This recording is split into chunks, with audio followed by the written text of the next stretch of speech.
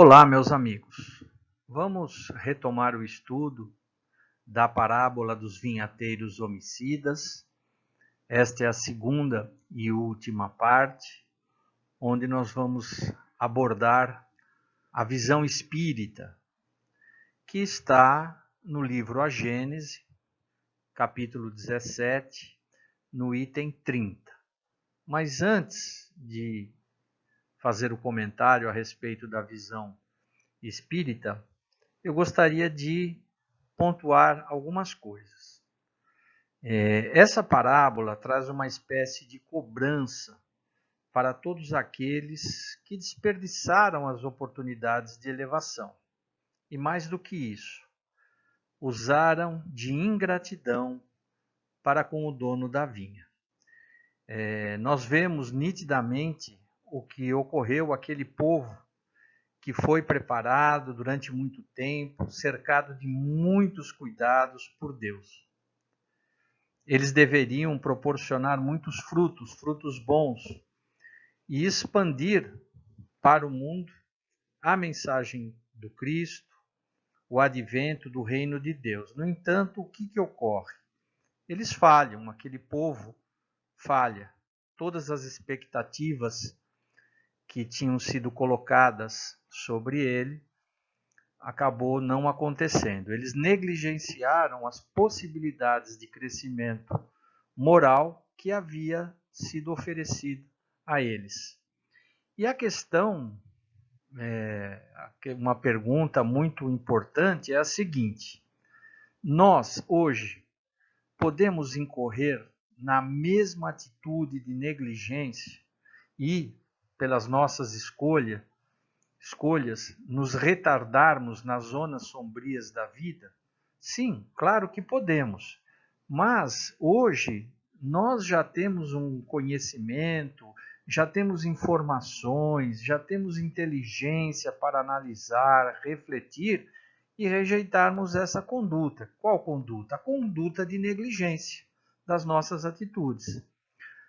Outra pergunta que é importante se fazer: nós ainda, quando eu falo nós humanidade, seres sobre a face da Terra, ainda cometemos atitudes infantis, semelhante aos vinhateiros homicidas que expulsaram de seus corações os profetas e o próprio Cristo, distanciando-se do bem e alimentando no íntimo apenas interesses mesquinhos e egoístas? A humanidade ainda comete atitudes infantis? Sim, comete. Uma boa parte da população do mundo está preocupada apenas com o lado material da vida. O sucesso, o poder, a vaidade, e muito pouco preocupada com os verdadeiros valores, que são os valores morais, são aqueles que vão seguir, que são aquisições do nosso espírito imortal. Porque a gente sabe que tudo aquilo que é material é efêmero, é passageiro, fica aqui na Terra. Mas tudo aquilo que nós aprendemos, tudo aquilo que nós cultivamos por meio do trabalho no bem, das boas ações, isso segue conosco para a imortalidade. Então Jesus personifica a moral, a lei de amor que pregou aos homens pela palavra e, sobretudo, pelo exemplo. Como nós vimos nesta parábola, ele é a pedra angular que foi rejeitada por aquele povo, repelida pelos doutores da lei e, vamos dizer assim, pelo povo judeu na totalidade, ou quase totalidade.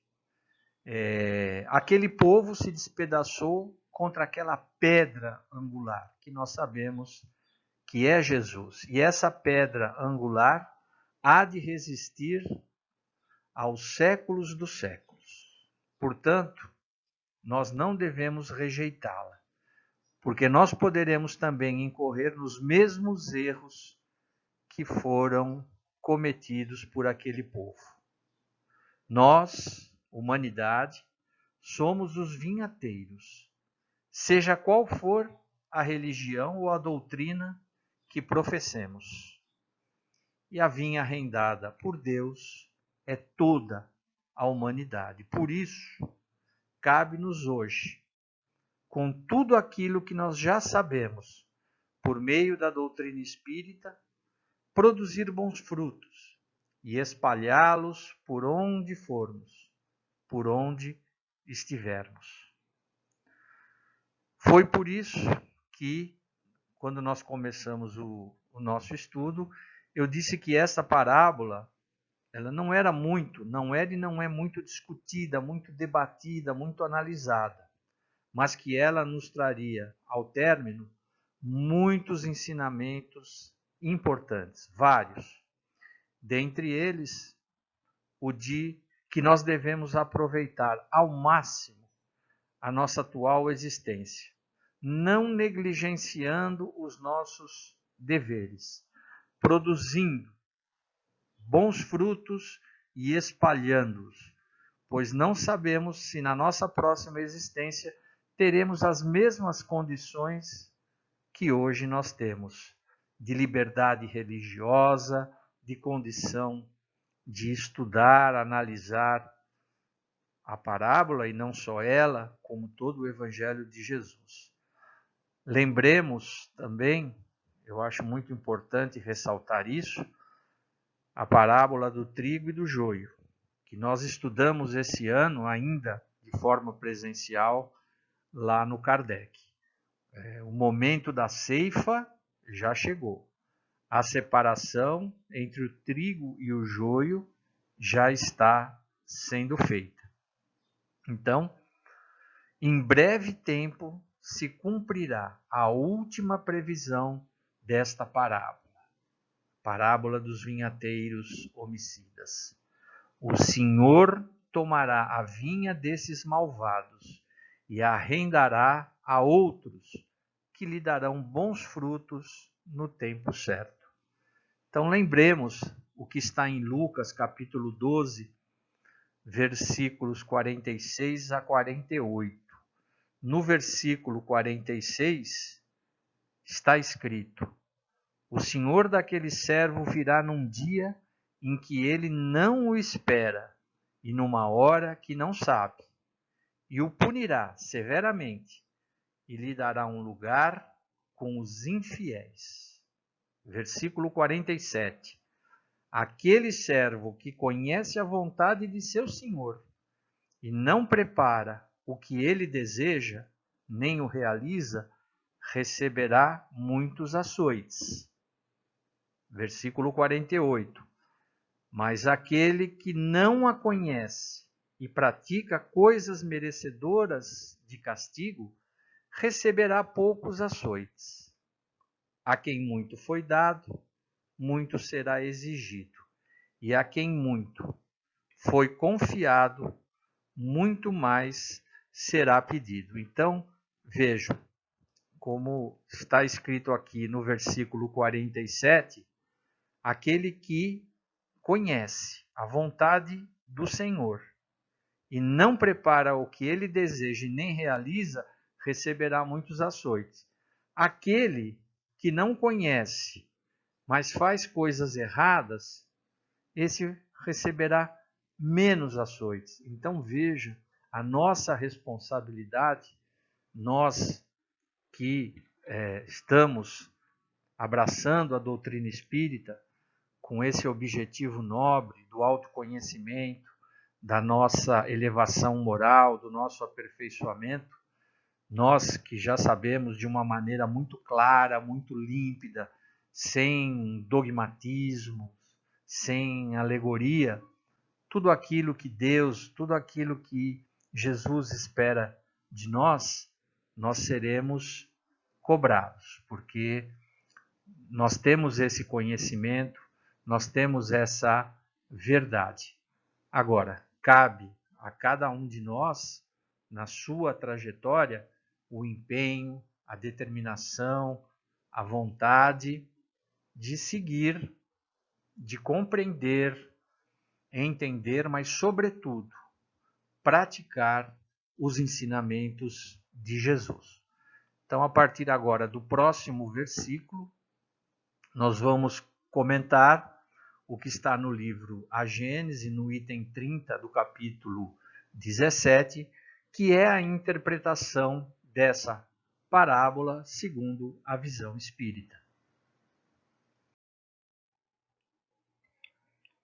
No slide anterior, que eu fiz vários comentários, eu disse que no próximo versículo nós iríamos falar sobre a explicação da parábola segundo a doutrina espírita. Na verdade, não era no próximo versículo, mas sim no próximo slide.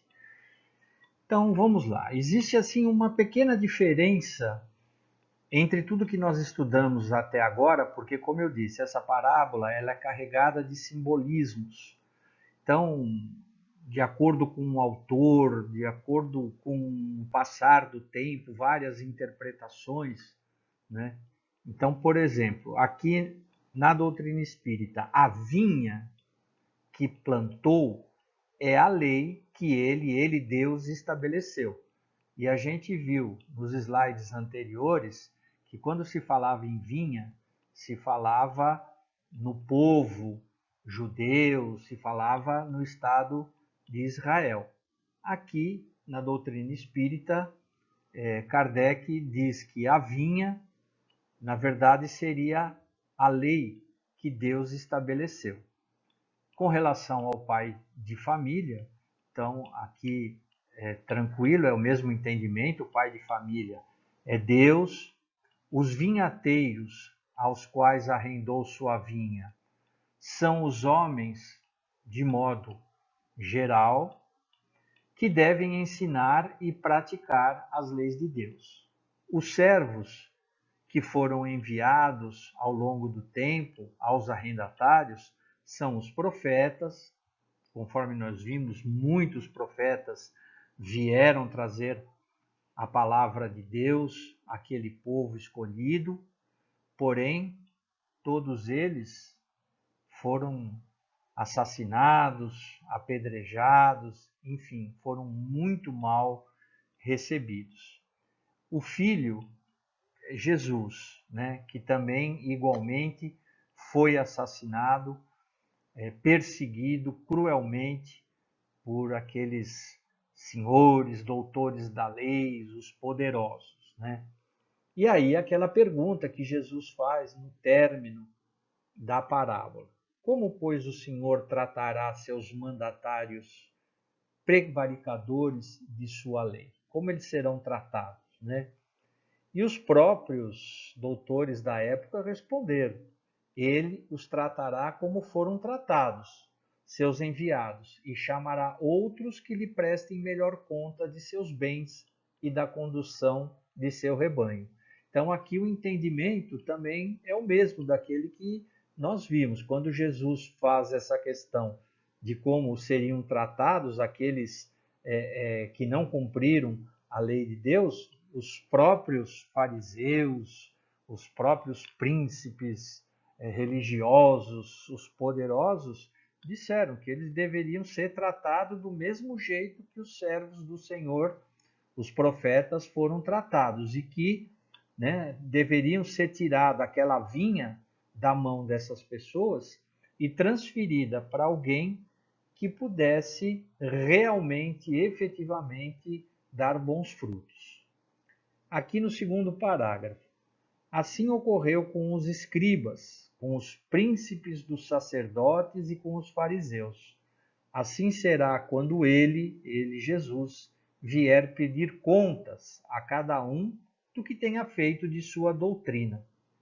Tirará a autoridade de quem dela tiver abusado, porque quer que o seu campo seja administrado conforme a sua vontade. Então, o momento é chegado, como nós vimos na parábola do trigo e do joio, nessa própria parábola, como eu li no slide anterior, a parte final, chegou o momento da ceifa. Chegou o momento de separar o joio do trigo. Então Jesus vai pedir contas a cada um de nós, principalmente aqueles que tinham a responsabilidade, ao longo do tempo, de passar para a população o povo em geral, os seus ensinamentos. Simples, singelos, de amor, de respeito, de dignidade.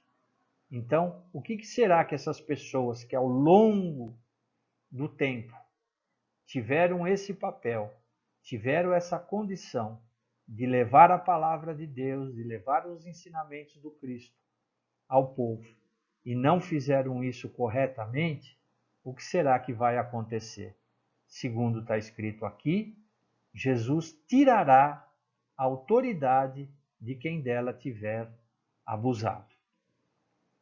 No parágrafo seguinte, após 18 séculos, a humanidade, chegada à idade viril, está madura, está pronta para compreender o que o Cristo não aprofundou, porque, como ele próprio dizia, não o teriam compreendido.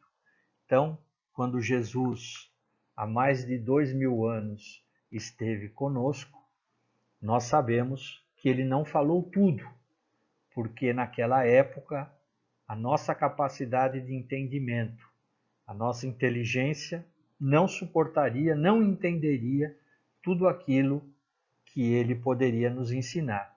Por isso é que ele disse, e conforme a gente constata isso, no capítulo 6 do Evangelho, conforme o Espiritismo, o Cristo Consolador, que Jesus pediria a Deus que em seu nome enviasse alguém que pudesse não apenas relembrar tudo aquilo que ele já havia dito, mas ensinar coisas novas, porque agora nós já estamos preparados, já temos conhecimento, maturidade espiritual o suficiente para poder entender.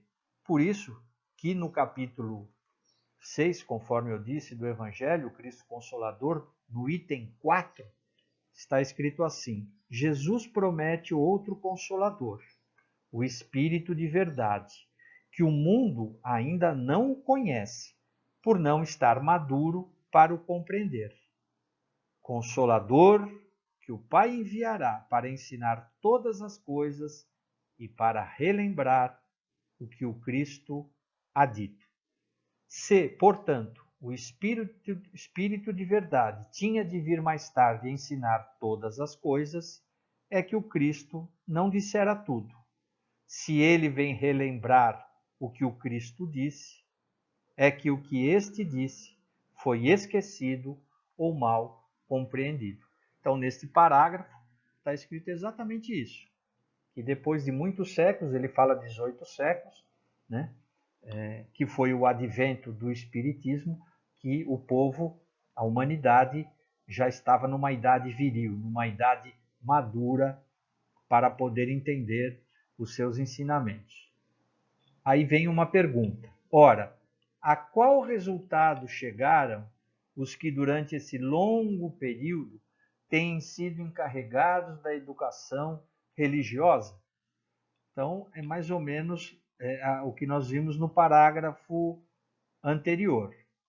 O Cristo veio, deixou os seus ensinamentos, e aqueles que são dedicados à religião, que deveriam levar para o povo de modo geral os seus ensinamentos, o que essas pessoas, esses encarregados, ele chama de encarregados, o que eles estão fazendo.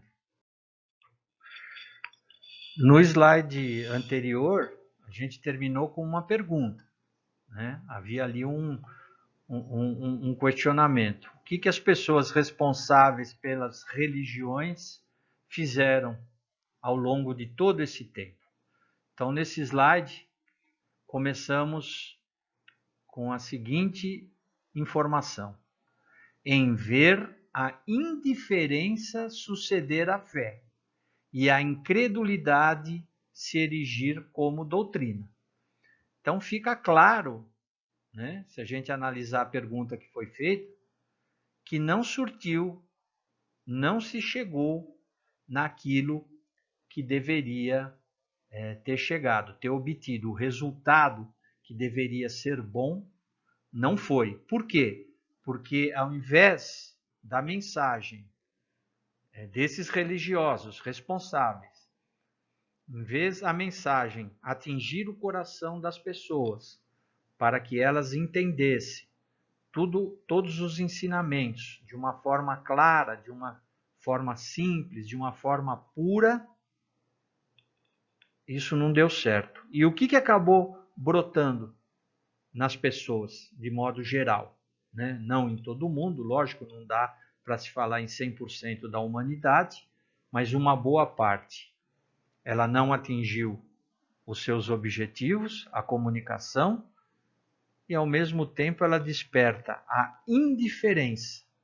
A indiferença que deveria não existir, deveria haver a fé, mas a indiferença é que sucede à fé. E a incredulidade, né? Como uma doutrina.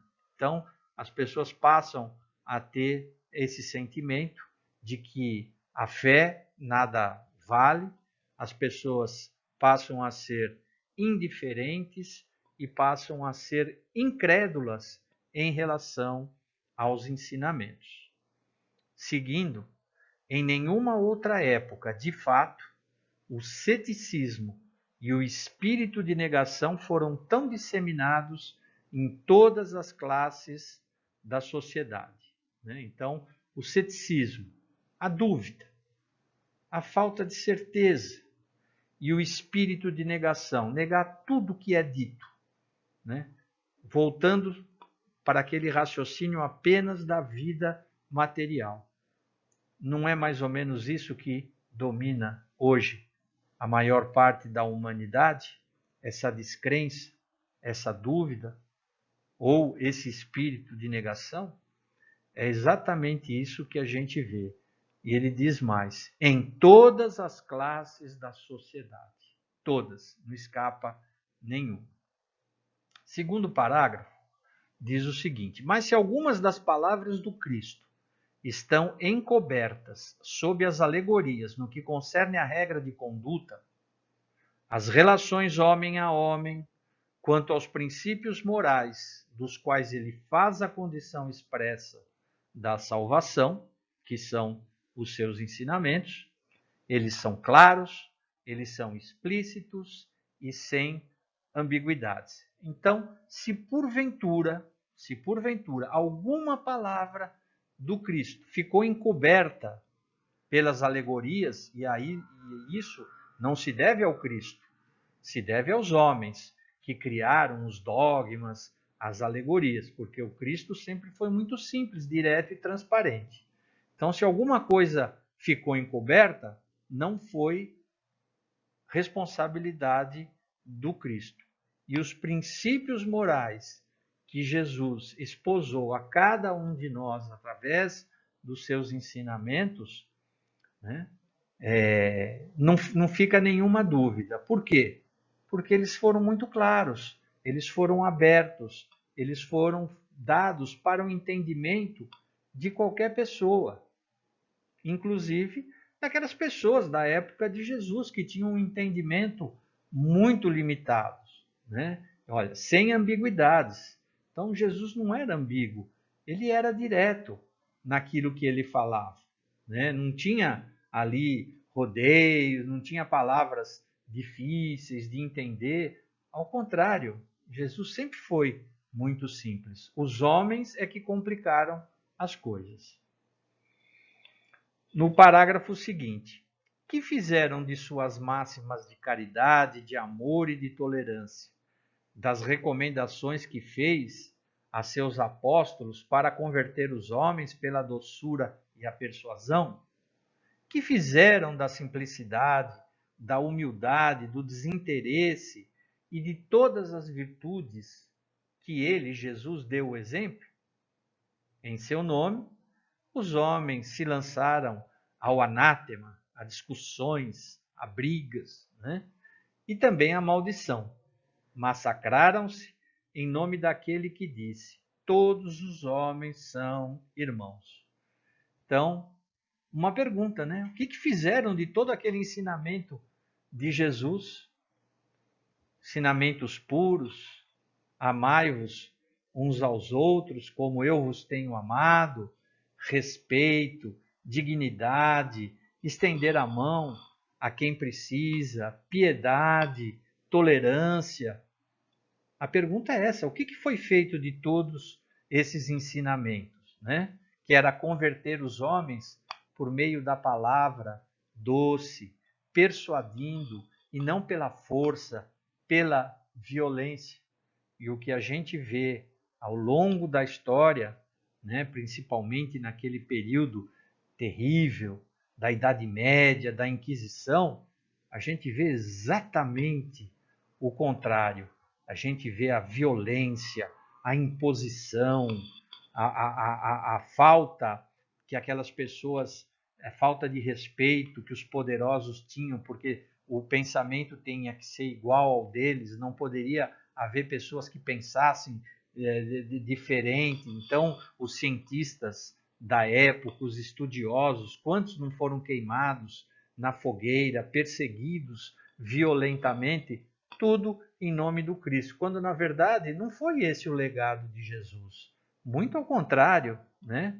Ensinamento sempre de amor, de respeito, de humildade, de perdão, né? De esclarecimento, e dizendo sempre: todos os homens são irmãos, vocês são irmãos perante Deus. Então a pergunta é essa: o que foi feito ao longo do tempo desses ensinamentos tão simples, tão singelos de Jesus? Eles foram seguidos ou não? Nós sabemos, a história nos mostra que não, né? E aqui nesse terceiro slide, está dito que, na verdade, o que se construiu no imaginário da humanidade, né? Os poderosos, aqueles que deveriam levar a verdadeira mensagem, criaram um Deus ciumento, um Deus cruel, um Deus vingativo e parcial que escolhia as pessoas ou que privilegiava determinados povos, né? Quando na verdade Jesus diz que Deus era infinitamente justo, bom, misericordioso. Então, aquele entendimento que deveria ser passado à humanidade, na verdade, foi feito de forma totalmente equivocada. E aquele Deus que deveria ser passado para o povo como um Deus de paz, um Deus de verdade, na verdade, muitas pessoas foram mortas nas fogueiras, foram torturadas, perseguidas, porque o que se queria era passar uma imagem completamente diferente daquela que era a verdadeira, aquela que nos foi deixada por Jesus. Então, aí cria-se uma, vamos dizer assim, uma promiscuidade muito grande entre o poder religioso e entre o poder político. As coisas acabam se misturando, o que não é saudável, né? Então, olha, venderam-se as preces e os favores do céu em nome daquele que perseguiu os vendilhões do templo e que disse a seus discípulos: dai de graça o que de graça recebestes. Então a gente vê que ao longo do tempo aquela mensagem original de Jesus, da época dele, foi totalmente transformada, mas no sentido errado, a confundir, a trazer vingança, ódio, perseguição, em vez de amor, de fraternidade, de carinho e de respeito. Que diria o Cristo se vivesse atualmente entre nós? Olha que pergunta interessante. Se visse seus representantes ambicionar as honras, as riquezas, o poder e o fausto dos príncipes no mundo, enquanto que ele, mais rei do que os reis da terra, fez sua entrada em Jerusalém montado em um asno, em um burrinho, né? Então, o que o Cristo, ele, se vivesse hoje entre nós, com certeza, ele ficaria profundamente decepcionado. Porque se teve alguém que foi humilde e demonstrou isso, não de uma forma hipócrita, mas sincera, verdadeira, foi ele, né? Lembra quando ele disse que o Filho do Homem não tinha sequer uma pedra para recostar a cabeça, né? Então Jesus sempre foi muito humilde, muito simples. E hoje, o que a gente vê, né? Suntuosidade, vaidade, riqueza. E se a gente analisar nos dias de hoje, hein? Nos dias de hoje, como é que está essa relação entre religião e poder? Que na verdade a gente sabe que essa mistura é como água e óleo. Ela não dá certo. Quando tentam misturar, existe a certeza de que vai dar tudo errado. E não é isso que nós temos visto ultimamente? É exatamente isso, né? Não estaria ele no direito de dizer: o que fizeste dos meus ensinamentos? Vós que lisonjeais o bezerro de ouro, que fazeis em vossas preces uma ampla participação aos ricos e uma mirrada participação aos pobres, quando eu vos tenho dito, os primeiros serão os últimos e os últimos serão os primeiros no reino dos céus?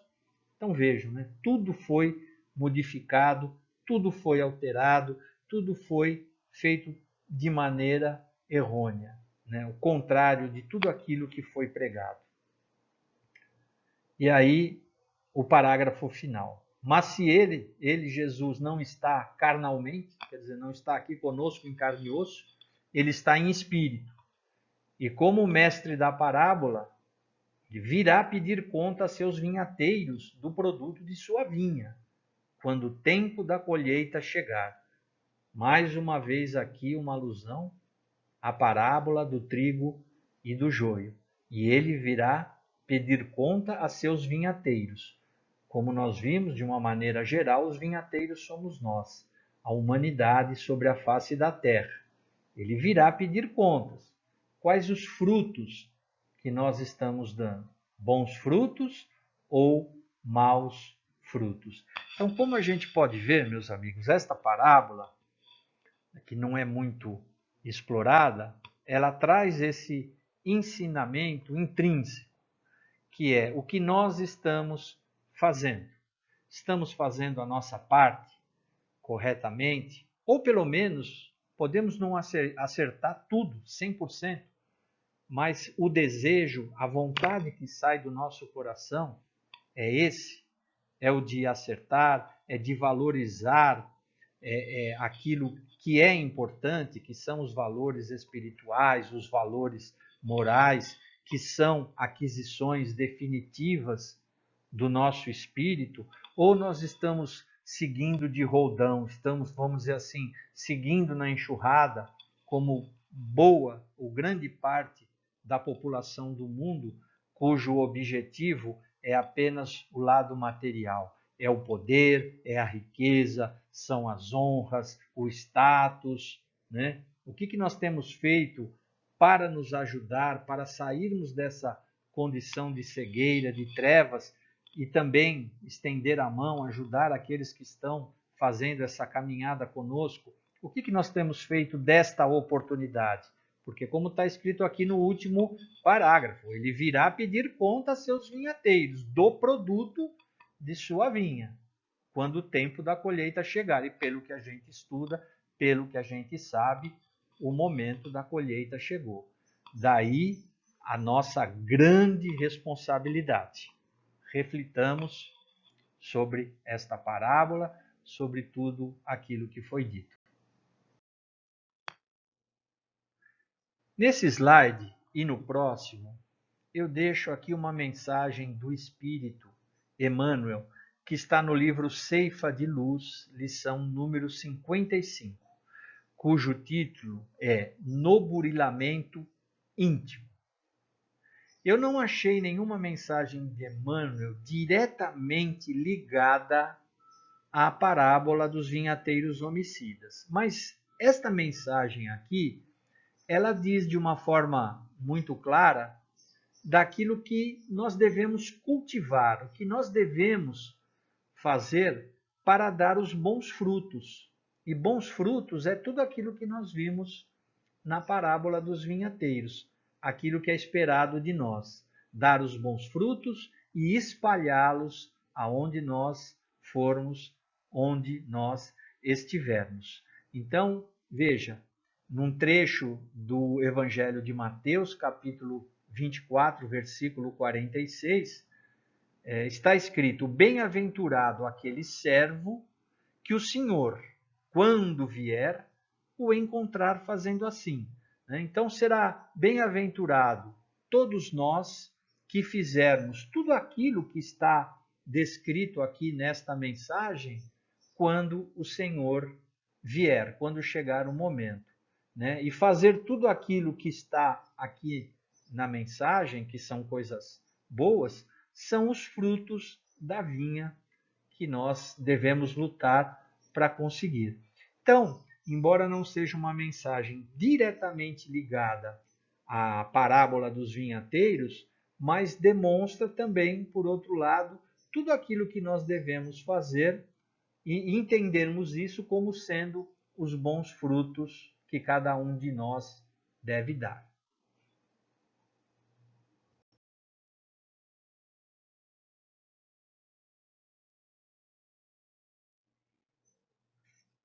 E por último, meus amigos, nesse último slide, eu deixo aqui uma dica muito interessante.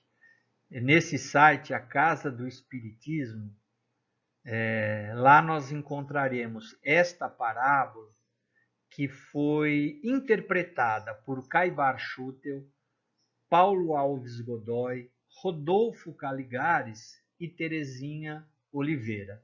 Eu entrei nesse site, imprimi esses documentos, essas interpretações, e digo a vocês, é muito interessante, muito rica em detalhes, um entendimento fácil, que não nos deixa nenhuma dúvida a respeito de como deve ser o nosso comportamento, a nossa conduta de hoje em diante.